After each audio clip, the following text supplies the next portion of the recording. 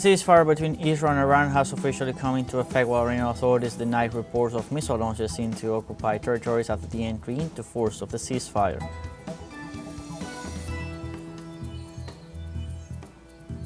In Palestine, at least 19 people were killed and 146 others wounded after Israeli forces opened fire on aid seekers near a U.S. aid distribution center in central Gaza. And June 24th marks the 100th day of the illegal imprisonment of more than 250 Venezuelan citizens expelled by the United States to the terrorism detention center in El Salvador.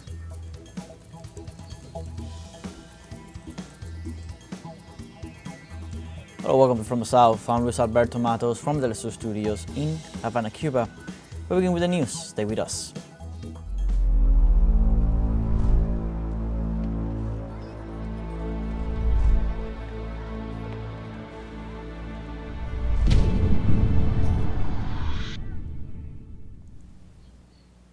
The ceasefire between Israel and the Islamic Republic of Iran entered into force. Minutes earlier, several Iranian missiles hit different areas of occupied Palestine. The cessation of hostilities began at 7:30 a.m. Tehran time and 7 a.m. Tel Aviv time. Previously, Iran launched missiles against several Israeli cities, including Tel Aviv, Jerusalem, and Beersheba. In the latter, the impact of a large-caliber missile left at least 11 dead and 22 wounded. Although rescue efforts continue, the death toll could increase. The city of Beersheba hosts a technology park where high-tech projects are developed, and the intelligence and command headquarters of the Zionist army is located.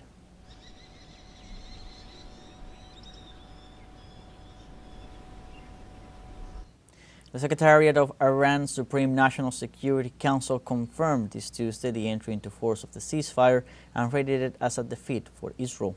Through a statement, they reported, in the face of the aggressions of the Zionist regime, the brave and martyr sons of the armed forces of the Islamic Republic of Iran managed to successfully attack the military bases of the U.S. Zionist regime in the occupied territories. The statement also assured that based on clear assessments of the situation and having demonstrated the capability of the armed forces of the Islamic Republic of Iran, without any fear, we reiterate that if the enemy again commits any aggression, it will face an immediate, decisive and forceful response that will make it regretted.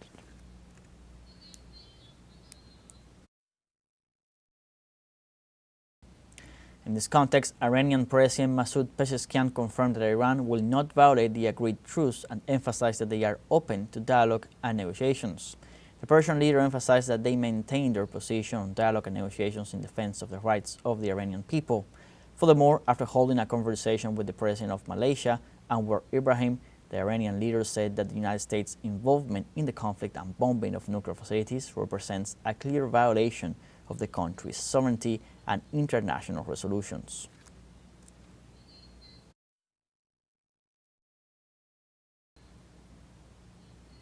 And U.S. President Donald Trump warned Israel not to violate the ceasefire with Iran. The U.S. President urged Israel to abstain from dropping bombs and warned that if it did so, it would be a serious violation. On his social media, Truth Social, Trump demanded that Israel withdraw its aircraft back to its territory. In addition, the head of state declared that both Israel and Iran have violated the ceasefire and indicated that he's not happy with Tehran and Tel Aviv, before adding that he's really unhappy with Israel. I don't think so, but I'm not happy that Israel's going out now. There was one rocket that I guess was fired overboard. It was after the time limit, and it missed its target. And now Israel's going out. These guys got to calm down. It's ridiculous. How will you respond if the ceasefire is fired? I didn't like plenty of things I saw yesterday. I didn't like the fact that Israel unloaded right after we made the deal. They didn't have to unload. And I didn't like the fact that the retaliation was very strong. But in all fairness, Israel unloaded a lot. And now I hear Israel just went out because they felt it was violated by one rocket that didn't land anywhere. That's not what we want, I'll tell you. And I'm telling you, I'm not happy about that, Israel, either. All I do is play both. Russia confirms its commitment to finding solutions to end the current tensions between Israel and Iran. Russian Foreign Minister Sergei Lavrov says that despite the ceasefire in effect, it is premature to draw any definite conclusions. This is due to possible violations of the ceasefire caused by military maneuvers in the conflict zones. while several countries around the world, as well as international political actors, expressed their support for an end to hostilities between Tel Aviv and Tehran.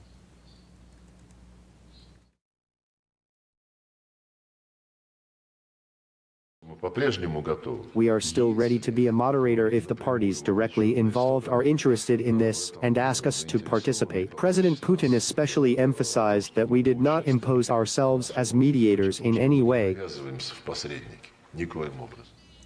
Turkish President Recep Tayyip Erdogan said Israel's aggressions on several countries in the region are unacceptable and represent a major threat to peace in the region.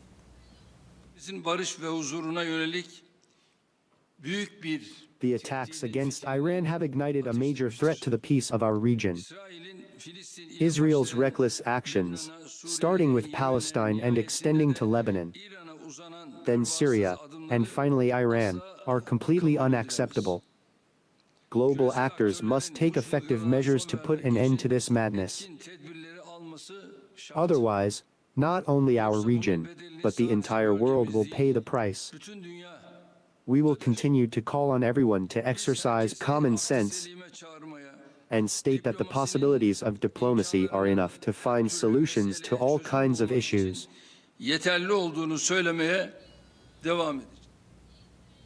The Chinese Foreign Ministry spokesman Guo Jiakun said that Beijing is concerned about the development of the conflicts in the Middle East. The spokesman urged Israel and Iran to seek political solutions through dialogue and negotiation, as these are the appropriate measures for resolving tensions, since war is no guarantee of peace.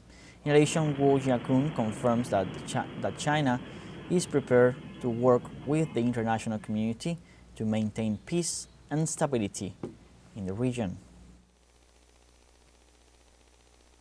During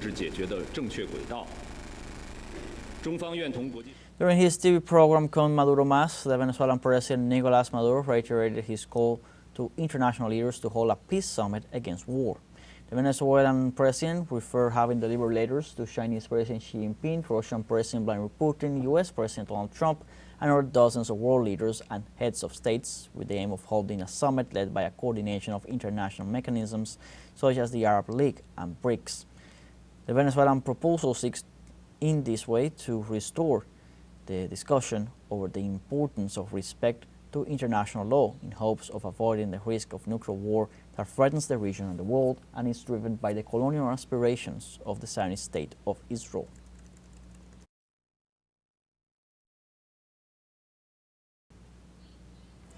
We have a short break coming up. Remember, you can join us on TikTok at teleSUR English, where you'll find news in different formats, news updates, and much more. We're going to be right back. Stay with us.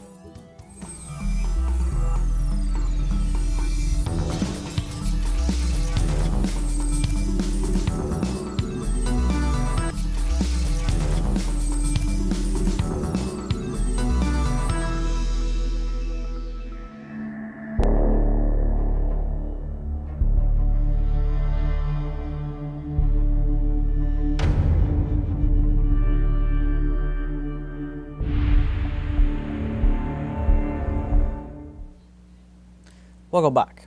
In Palestine, at least 19 people were killed and 146 others wounded after Israeli forces opened fire on aid seekers near a U.S. aid distribution center in central Gaza. Local sources confirmed that at least 25 aid seekers were killed in an Israeli strike near an aid distribution site close to the Netzarim corridor. Witnesses reported that the death toll is expected to rise as dozens of others were injured and several bodies have yet to be retrieved from the area. Israel has regularly attacked starving aid seekers, particularly those waiting for food, near aid distribution sites, killing over 450 and injuring more than 3,466.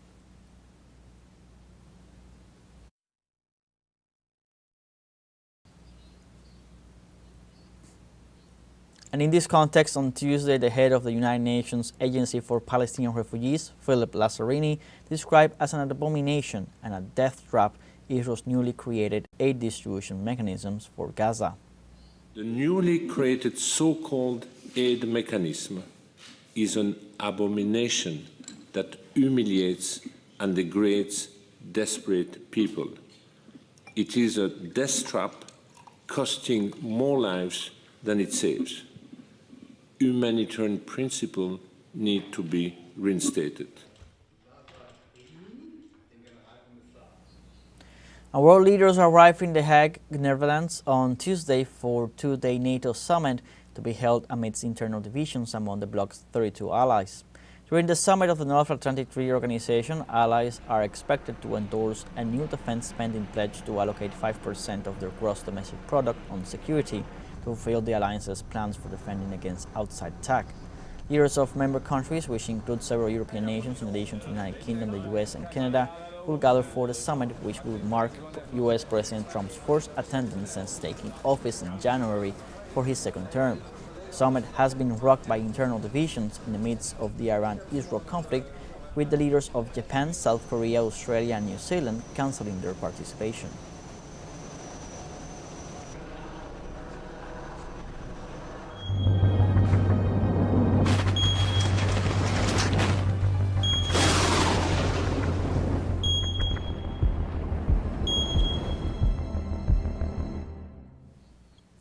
Hurricane Eric damaged more than 26,000 homes and nearly 300 educational institutions in the Oaxaca and Guerrero regions of southern Mexico.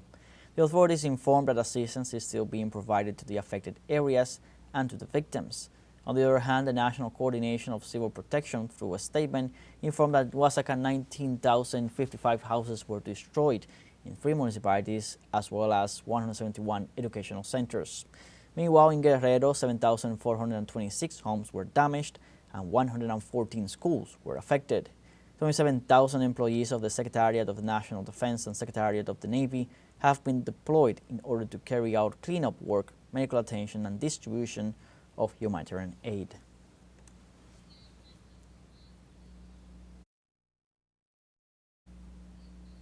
An extremely dangerous heat wave is affecting the eastern United States as an intense heat dome peaks, driving temperatures to the highest levels of the year and putting tens of millions of people at risk. During the peak of the heat on Monday and Tuesday, more than 250 daily temperature records could be broken for both the hottest highs and the warmest lows. On Monday, temperatures were near 40 degrees in cities like New York, Washington, Baltimore, and Philadelphia. Extreme heat affected close to 160 million people.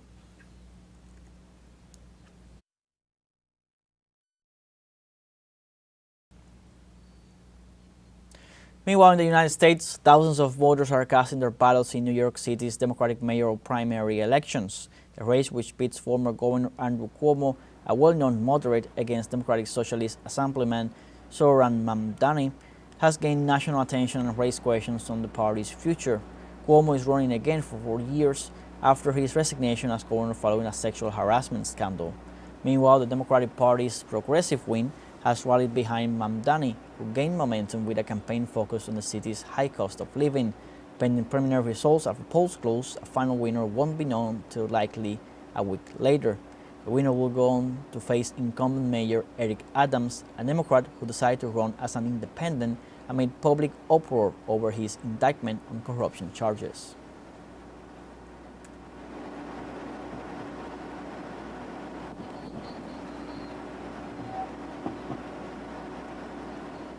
The Supreme Court of the United States upheld President Donald Trump's decision to resume deportations of migrants to third countries.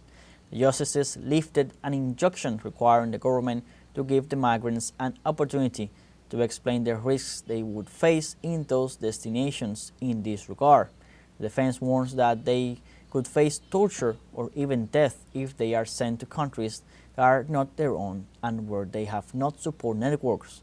On the other hand, liberal justices Sonia Sotomayor, Elena Kagan, and Ketanji Brown Jackson harshly criticized the majority's ruling, accusing the court of rewarding illegality.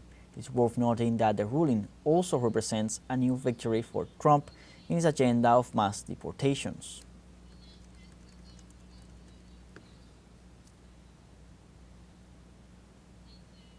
And this Tuesday, June 24th, marks the 100th day of the illegal imprisonment of more than 250 Venezuelan citizens expelled by the United States to the terrorism detention center in El Salvador.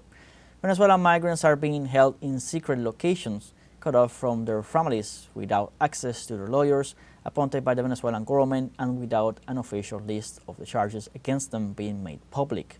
Venezuela has warned that it will not accept these forced disappearances disguised as legal formalities, where people are detained without trial, without defense, and without even knowing the reasons for their imprisonment. Such actions by the Salvadoran government constitute institutional kidnapping that flagrantly violates international treaties and human rights.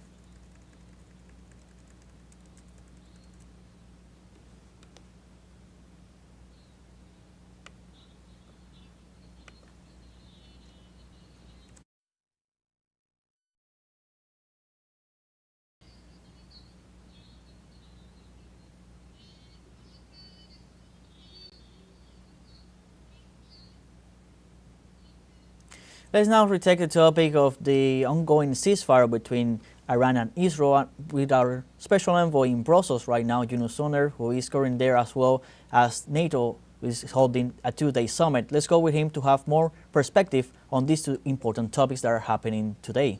Welcome, Yunus. Hello, good afternoon from Brussels, from the capital of Belgium. Why I'm here, I'll talk about it later. Let's go first to West Asia, Middle East. For the time being, the ceasefire is holding. Iranian authorities have made statements that the President Pezeshkian has stated that he's ready to defend the rights and the interests of the Iranian people at the negotiation table. The Iranian Revolutionary Guards have made several statements. One of them was they have fired 14 missiles just at the very last second before the ceasefire has entered into force. Thus, they emphasized that they were still capable and upholding their resistance and their counterattacks. And the Supreme National Security Council has made a statement as well. It said that Iran has forced Israel and its ally, the United States, to call for a ceasefire.